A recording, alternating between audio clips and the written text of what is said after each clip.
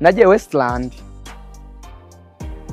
nsuhuza umukobwa wo mu receptioniste, ariko kubera niriwe kuzuba ndi kujya muri izo quartier za Kareni n'ahandi nayo natangiye nyine guswetinga icyuya, ubwo nanihanaguye nk'umuntu wese uri guhiga nyine, ariko akabibona ko harimo nyine ukuntu nyine wabize icyuya nyine warushye, urumva kubera kunyuza muri mukagenda n'utumoto, umusatsi wa nyine waryamye ku mutwe wafasheho. Noneho ndaza sinarinzi nyine ingano ya resto ninjiyemo, zari za resto uhura n'abazungu nk'icenda bashoreranye ukavuga ati ariko nshobora kuba ngeze nko mu Bwongereza nabizi, ibi bintu ni ibiki tere, ibi bintu ni ibiki cyamaye na data. Nagiye kubona mbona igira icyo abazungu bakurikiranye barashoreranye nk'icenda, ndavuga ni karabaye. Ndavuga ni ngendo umwana wo mu Gatsata naje ngiye guhiga, ndakomeza kize ku mukobwa kuri reception aranyitegereza, mba ndiyaminiye Cyongereza, ndamusuhuza, hey how are you, my name is Regan, okay, arikiriza neza, mpita mvuga ntazi umuntu ngiye kuvuga. Ndavuga nti I want to meet the manager of the hotel. Arambwira ati sorry, ndambwira oh sorry, I want to meet the manager of the restaurant. Arambwira okay. Arambwira ati itegereza gatoya. Ndategereza nyine nicaye. Umugabo aragenda akora ibintu sinzi ibyo yari arimo nk'iminota nka 45 nicaye aho, ntago bakwangira urarindiriye ko mu mitinga wahageze uhari uhicaye, wenda bari kumbwira ko adahari inzagaruke n'ibindi, ariko sinzi ukuntu umukobwa yahise ambwira ati tegereza, ariko byari nk'ikintu Imana ashaka kunyereka maybe. Umugabo araza, umugabo arambona ko nicaye hafi ya reception, wa mukobwa ahita amubwira ati this guy is looking for you, so maybe nko ati mwavugana ibintu nk'ibyo. Umugabo niwe muntu wa mbere utarampaye ikiganza, banza kuvuga ati ariko kamo. Yaraje nicaye, ubwo nshaka guhaguruka nko kumuha icyubahiro ngo muhe ikiganza, arakureka. Umugabo ikiganza yakiriye sini, ntabwo ari message ya WhatsApp, ni ikiganza bro, ikintu kiri physical ari kubona, wanakirambuye yakiriye sini nabi cyane man. I was like no mita numva naga confidence nibyo nari kuvuga, numva binkamutsemo, numva morali irashize, ikiganza ndakimanura ngisubiza mu mwanya wacyo, nk'umuntu yashaka gukora tushe mu mupira ahita yishyiraho amaboko. Man ushobora byose. Ndavuga ni karabaye, ibi ni iki? Ndahera hese ati okay, ahita ambwira mu giswahili ngo kitana tell me. Ndahera hese umuntu utanansuhuje, amubwira unajua sasa mimi nimekuja hapa kutafuta kazi, kwa majina naitwa, aracece karandeba. Ahita ambwira where is your CV gutyo,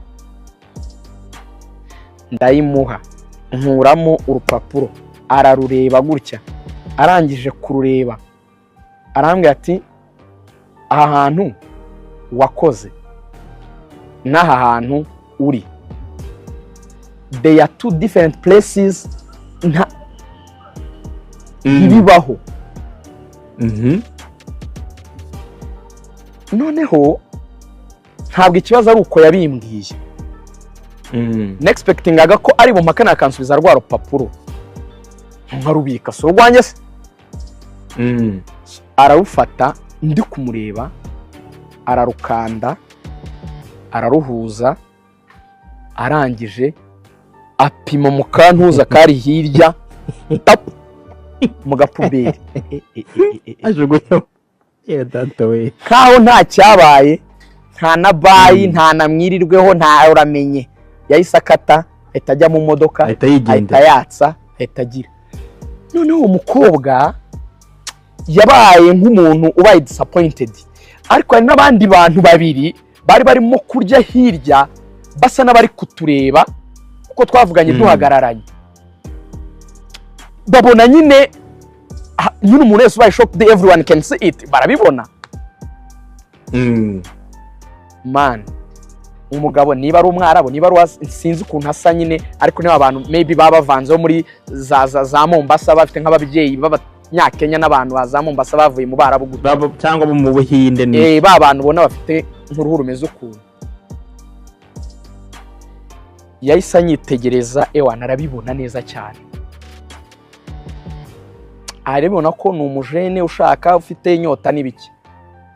Ndi guhindukira gutya nari mfite ikintu cyitwa agahinda, numva ahita abwira umukobwa wo muri reception ngo nampamagare. Arampamagara, ndagenda ndabasuhuza, hey, ndamusuhuza nyine, how are you, you good? Umugabo yarandebye abona nababaye, ahita ambwira ati watujoyininga tukaganira, ati niba utihuta. Ndambwira nti it's okay, nta kibazo. Ndicara, ahita abwira nyine abantu komande ibiki, nta nubwo nari mfite na apeti rwose, numvaga nabaye degute. Arambwira ati ibyo nakura byirengagize bireke. Umugabo turicarana, harabanza aririra nkaho nawe ndahari, yibera mu bindi bisitori yari kuganira na mugenzi we nk'umumama nyine, baravugana ibya business simbizi. Umudamu wari uri aho baravuganye, umugabo niwe wampamagaye. Noneho barangije kuganira mbona bamfuka sinze bombi, ati bite se ukora iki? Ndababwira nyine okay. Barambwira ese ibintu bijyanye no kuba wakora mu bintu bijyanye na serivisi z'imodoka wabishobora?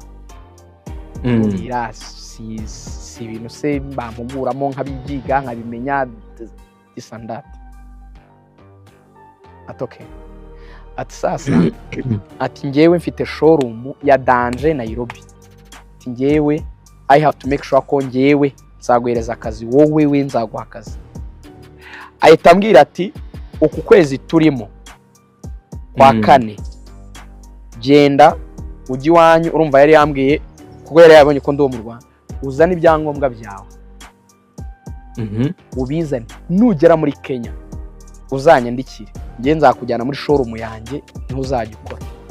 Sabe nkiraho umugabo ahantu twari turi yarambwiye ati reka ngo yari antwaye, turi gusohoka nyine Westland, turi gukata, nibwo iyo place twarayemo na Bambonye iyo hoteli, nibwo noneho twahanyuze agiye gufatayo umuntu.